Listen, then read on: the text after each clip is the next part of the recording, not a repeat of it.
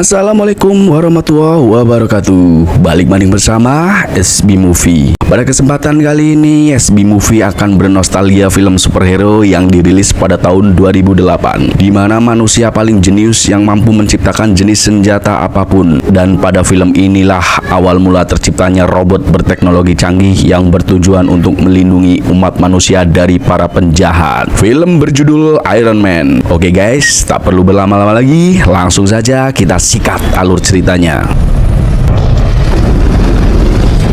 Di awal film kita melihat konvoi mobil militer yang melintasi gurun Afghanistan, dan di dalam mobilnya terdapat seorang miliarder pengembang senjata yang super jenius, yaitu Tony Stark. Tony yang bersama para anggota tentara sedang berencana melakukan uji coba senjata baru hasil karya Tony. Saat mereka asik mendongeng menggibah ngalor ngidul, tiba-tiba konvoi diserang. It's very cool. Off me. What? You're not allowed to talk? Hey, under my space, bitch. Please, no gang signs. Para prajurit pun berjuang untuk mempertahankan diri, namun para prajurit tewas semuanya. Wait, give me a gun! Here! Kemudian Tony pun keluar dari mobil dan berlindung di batu besar. Tak lama rudal mendarat tepat di depan Tony, dan rudal pun meledak yang membuat Tony terpental, dan serpihan rudal menembus ke tubuh Tony hingga membuatnya tak sadarkan diri. Film kemudian kilas balik ke 36 jam sebelum kejadian, di mana Tony Stark menerima penghargaan sebuah prestasinya di Las Vegas. Tony? Sebuah presentasi mendokumentasikan kisah hidup Tony yang lahir sebagai putra pengembang senjata legendaris, yaitu Howard Stark. Legendary weapons developer Howard Stark. Dan kini Tony mengikuti jejak ayahnya. Ketika Tony berusia 17 tahun, orang tuanya tewas dalam kecelakaan mobil. Dan di saat Tony berusia 21 tahun, dia sudah menjadi CEO Stark Industry. Di saat Kolonel James Rhodey hendak memberikan penghargaan kepada Tony, namun Tony tidak hadir. Dan tangan kanan Tony sekaligus mantan rekan kerja ayahnya, yaitu Obadiah, dialah yang mewakili menerima penghargaan tersebut. He's always working. The best thing about Tony, I would tell you how honored I. Dan ternyata Tony sedang sibuk bermain slot di kasino. Kemudian Kolonel James menemui Tony dan mengatakan besok harus tiba di bandara tepat waktu. Keesokan harinya di Malibu, California, tempat kediaman Tony. Saat Tony sedang sibuk dengan rancangan mobilnya, asisten Tony bernama Pepper Potts menemui Tony dan mengatakan hari ini Tony harus tiba di bandara. You exploded, you? Who'd you take it? Like a champ. My... No, the Springs is actually the neighborhood in East. Dan Tony pun berangkat ke bandara dengan mobil sportnya. Sesampainya di pesawat, Tony dan Kolonel James membahas senjata temuan baru Tony sembari bermabok ria. Talking about when I get up in the morning, like me, but you are morning with you. Every person that's got this uniform. Setibanya di Afghanistan, Tony langsung mendemonstrasikan proyek terbaru perusahaannya, yaitu sebuah sistem rudal super canggih yang dinamakan rudal Jericho. I prefer the weapon you only have first missile system to incorporate our proprietary repulsor.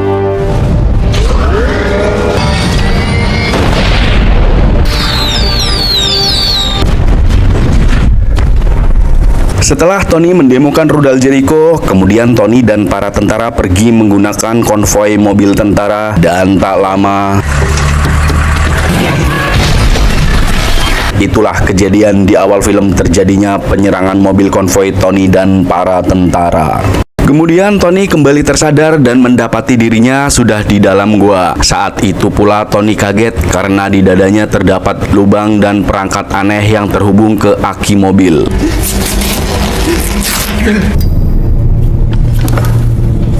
Dan ternyata di dalam gua Tony tidak sendirian. Di situ ada tahanan lain bernama Dr. Jensen. Dan Dr. Jensen pun menjelaskan kepada Tony bahwa dia menyelamatkan nyawanya. Dr. Jensen mengoperasi mengeluarkan pecahan rudal dari dalam tubuh Tony. The Walking Dead. Dr. Jensen juga melubangi dada Tony agar pecahan rudal tidak mengenai jantung. Tak lama datang para teroris yang ternyata merekalah penyerang konvoi mobil tentara. يا أهلا وسهلا. Tujuan para teroris adalah ingin menangkap Tony dan menyuruhnya untuk membuatkan rudal Jericho. Namun Tony menolaknya. This one. I refuse. Kemudian Tony pun disiksa dengan kepalanya dicelupkan ke air. Kemudian Tony dibawa keluar dan dipaksa untuk membuat rudal Jericho. He wants to know what you think. كده بالسلامة يا قلبي تروح على بك. Tony yang tidak punya pilihan lain, dia pun berpura-pura setuju untuk membuat rudal tersebut. Namun ternyata Tony di sini mempunyai rencana lain. Saat Tony mulai mengerjakan, Tony dan Dr. Jensen selalu diawasi melalui CCTV. Ternyata Tony sedang mengerjakan alat Ors reaktor untuk daya dalam lubang dadanya.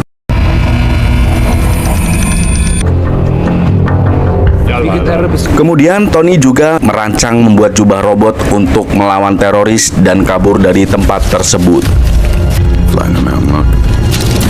Tony yang dibantu Dr. Jensen pun terus mengerjakan rencananya. Di lain sisi, pemimpin teroris bernama Plontos yang curiga kepada Tony atas apa yang dikerjakan, dia pun menghampiri Tony.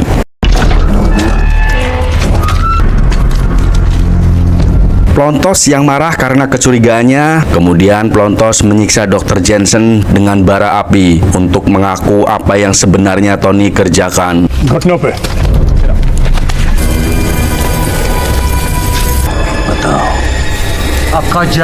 Dan Tony pun bilang bahwa Tony membutuhkan Dr. Jensen untuk membantunya. Kemudian Plontos pun mengancam dalam 1 hari rudal Jericho harus sudah selesai. You have till tomorrow. Setelah mereka pergi, Tony pun bergegas menyelesaikan rancangan jubah robotnya. Plontos yang terus mengawasi dari CCTV, dia melihat Tony tidak terdapat di kamera CCTV. Plontos pun menyuruh anak buahnya untuk memeriksa. Saat anak buah hendak masuk ke ruangan Tony, mereka pun tewas dengan bom yang dipasang di depan pintu. Now, Tell me. Finish last power sequence. Sementara itu, Tony sedang mengunduh power di laptop untuk daya jubah robotnya. Kemudian seluruh pasukan teroris pun masuk menyerbu Tony dan Jensen. Dan Jensen pun tewas karena dia rela berkorban demi Tony.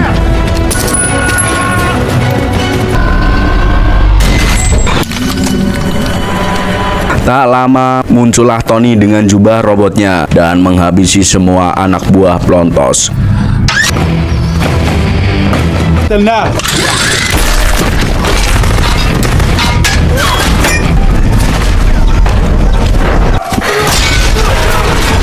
Kemudian Plontos pun tertembak rudal Tony. Anak buah Plontos yang berada di luar goa, dia terus menembaki Tony.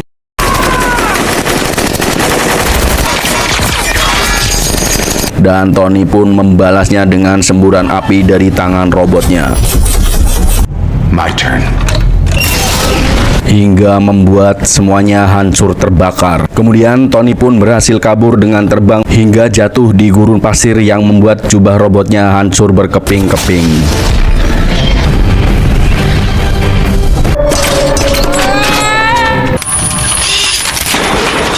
Tak lama datang helikopter dari pasukan Kolonel James dan membawa Tony pulang. How was the fun, B? Sesampainya di pangkalan udara, Piper sang asisten Tony, dia menyuruh ke rumah sakit. Namun Tony menolaknya. Yang dibutuhkan Tony saat ini hanyalah burger keju. Take us to the hospital, No. please, Happy. No. Logan, What on drive. earth for? Cheeseburger first. 2 things I want to do. I want an American cheeseburger. Kemudian Tony menuju gedung di mana sudah banyak terdapat para wartawan dan media yang ingin meliput Tony. Obadiah dan Kolonel James pun hadir dalam konferensi pers tersebut. Di sini Tony menjelaskan bahwa ada banyak korban akibat senjata yang telah dibuatnya.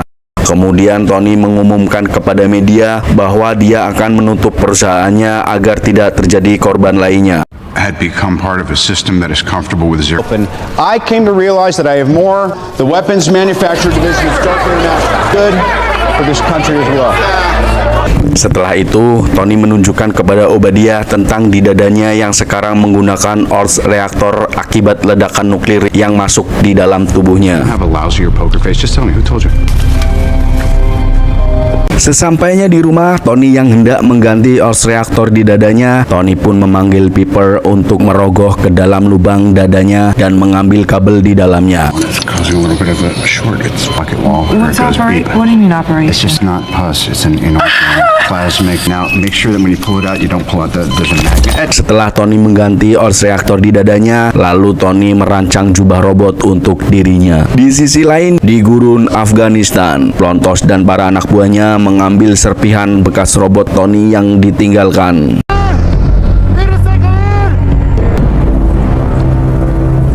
Kita kembali lagi ke laboratorium tempat Tony merancang robot. Tony terus memprogram dan mencoba hasilnya, namun belum stabil.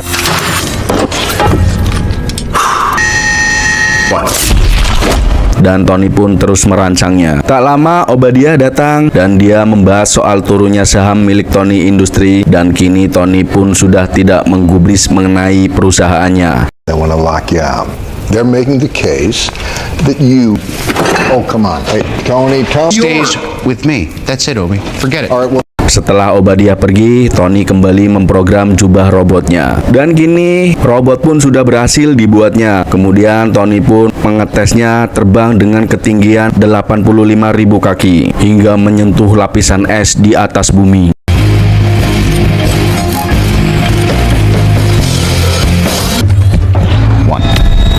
It looks like a dream. The ice stop, Jarvis. Deploy flaps. Saat selesai mendarat, Tony mendapatkan kado dari asistennya Piper, yaitu sebuah Ars reaktor yang lebih canggih. Di saat yang sama di Afghanistan, Plontos pun kembali merakit robot milik Tony. Singkat cerita, kemudian Tony pergi ke sebuah pesta dengan Piper, dan saat di sebuah pesta, Tony diperlihatkan sebuah foto tentang dirinya yang menjual senjata nuklir pada para teroris. It's a town called Gulmira. Tony yang tidak tahu apa-apa, kemudian Tony menanyakan kepada Obadiah, dan ternyata itu adalah ulah Obadiah. it's the only way I can protect you. Sesampainya di rumah, Tony yang sedang menguji kekuatan laser pada tangan robot, dia melihat berita tentang kejahatan para teroris. Dan kini, sempurnalah kostum robot milik Tony.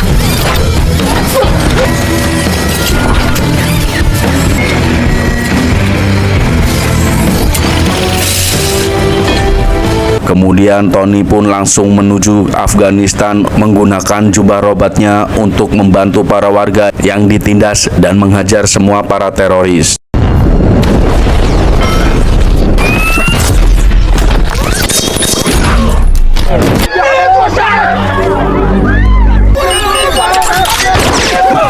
Setelah Tony menghabisi anak buah Plontos, kemudian Tony menuju pangkalan senjata dan Tony pun menghancurkan semua senjata milik Plontos.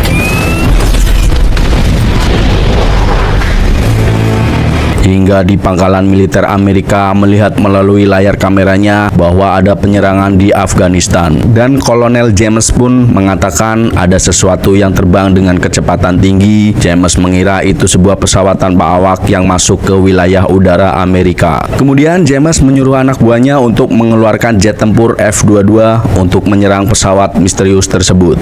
Kingdom come.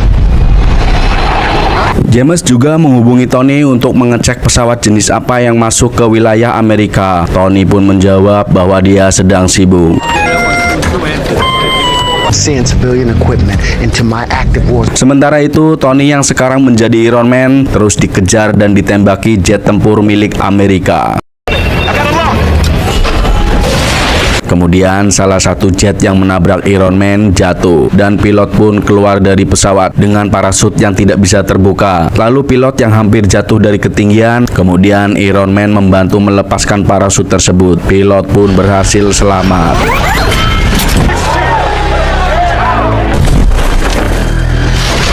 exercise. Isn't that the usual BS? It's not that simple. Setelah kejadian tersebut, kemudian Tony merakit kembali jubah Iron Man yang rusak. Let's face it, this is not the worst thing you've caught me doing. Di lain sisi, Obadiah datang ke Afghanistan bertemu dengan pelontos. Ternyata Obadiah adalah seorang pengkhianat. Dia bersekutu dengan para teroris. Kemudian pelontos pun menunjukkan robot milik Tony yang lama. So this is how he did it. And you dream of Stark's throne. Sebelum pergi, Obadiah yang jahat, dia menyuruh anak buahnya untuk membunuh para teroris. Let's finish up here. Kita beralih ke laboratorium milik Tony. Tony yang penasaran atas apa yang dilakukan Obadiah, kemudian Tony menyuruh Piper untuk mengecek data milik Obadiah di kantornya. This is a luck, Jim. Well, then I quit. Sesampainya Piper di ruangan Obadiah, dia membuka laptop milik Obadiah dan menemukan banyak kejanggalan. Piper mendapati rancangan robot milik Obadiah.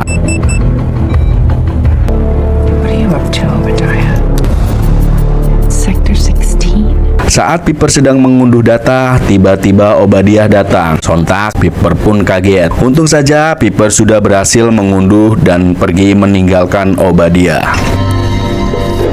Well, it was like we got him back from the dead. Back there. Take care.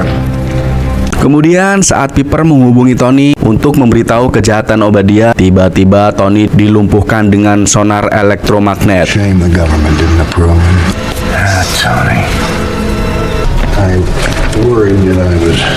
Saat Tony tidak bisa bergerak, Obadiah mengambil ors reaktor yang ada di dada Tony dan membawanya. Oh, it's beautiful. I wish you could see. Lalu Piper pun menghubungi Kolonel James karena khawatir dengan Tony yang tidak mengangkat teleponnya. Kini Tony yang sekarat, dia pun menuju ke labnya untuk mengambil ors pemberian Piper.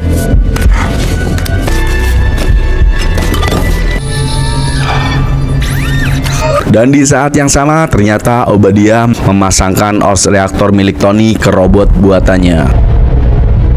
Di saat para agen bersama Piper untuk menangkap Obadiah, tiba-tiba dia muncul dengan kostum robotnya yang lebih besar dari Iron Man. Para agen pun dihajar oleh Obadiah.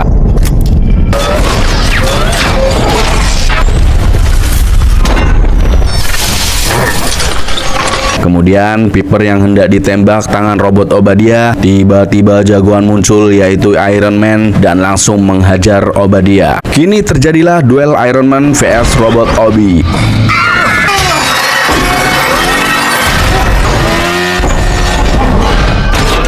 Iron Man yang jauh lebih kecil dengan robot Obi, Iron Man pun terus dibanting dan dihajar. Kemudian Iron Man menuju terbang tinggi ke atas dan Obi terus mengejarnya. Saat sampai di atas, Obi membeku dan terjatuh.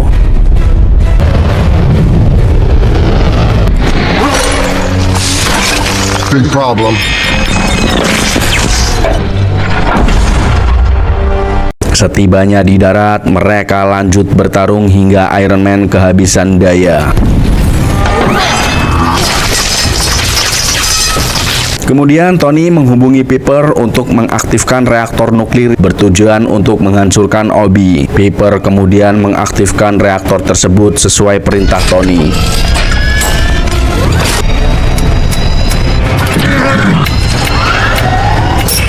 Tony yang kini terdesak oleh serangan Obi, lalu Piper pun menekan tombolnya hingga Tony terpental dan Obi pun hancur seketika.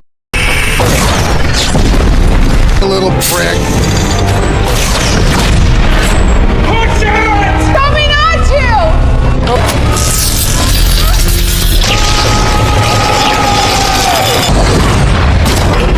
Terima kasih sudah menonton. Nantikan alur cerita film lainnya bersama SB Movie. Prototype now. I am Iron Man.